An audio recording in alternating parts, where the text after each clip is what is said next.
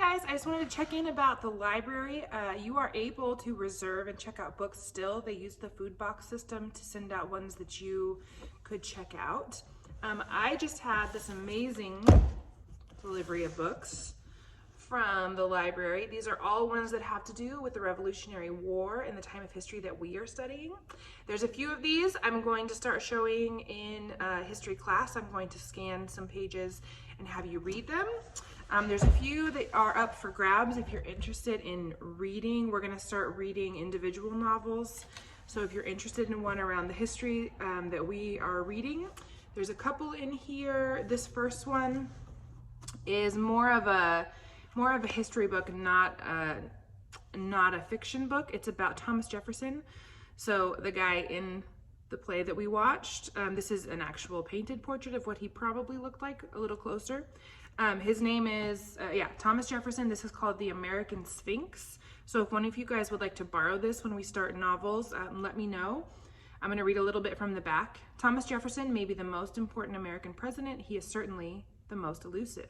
He has, at different times, been claimed by Southern secessionists and Northern abolitionists, New Deal liberals, and neoconservatives.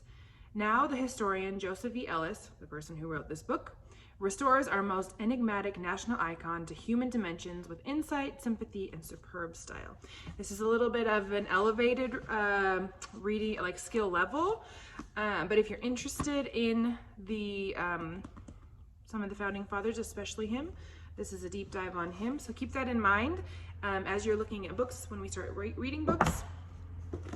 This one is a little more interesting. I shouldn't say it's more interesting. It's more of a story. This is about Benedict Arnold, and the little blurb on the back says he was smart, a quick learner, a hard worker with a ferocious determination to succeed.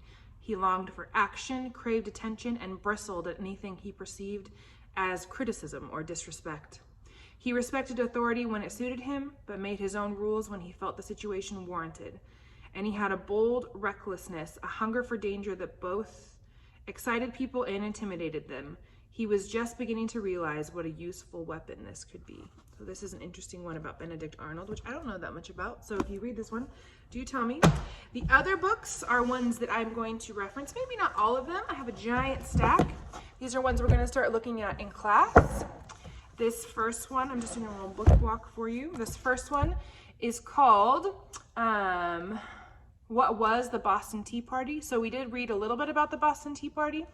This book has some drawings and more information about it. So we're gonna look at that together as a class. I will scan some of it and share with you soon. This one, I love the way this one is written. This is called The Complete Middle School Study Guide. Everything you need to know to ace American history in one big fat notebook. But some of the way that it's written is very much interesting to look at. Doesn't feel like as boring of a book. So we're gonna use this definitely.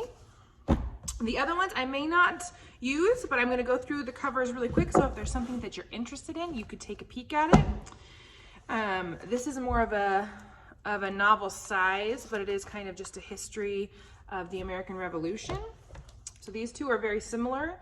This one is more of a textbook, and it has it's like a research guide, and this one is more just like a written chapter book. So if you're interested in a little more of a research guide piece, this has a few more pictures. And then I've got several that are more of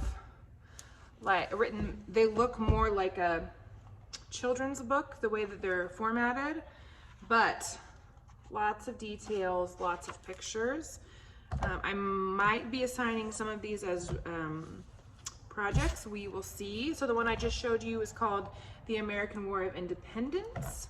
This one is called The Revolutionary War. This is in a series about America's war, so it's their take on it. And here is an eyewitness book about the American Revolution. This one we also may take a peek at. Lots of color pictures. It feels very realistic. Information about that war. This one is called Liberty, How the Revolutionary War Began. This one is Know Your Declaration of Independence. We definitely will be referring back to this one. It's nice, kind of a vintage looking book, but it still has Lots of great information. And then this last one is The American Revolution. Also, a book with lots of images. So it's made to be interesting and educational. If there's something from the stack that you would like to look at, let me know and I can either hand deliver it to you or send it out in the food boxes. Just be ready to be looking at some of these and we'll reference which book we're talking about. And yeah, I'm excited. Make sure you look through the online library catalog. If you don't know how to do it, let me know and we'll send you an email because you can be checking out books anytime you want. So make sure you do that. They will be assigned soon, so be ready.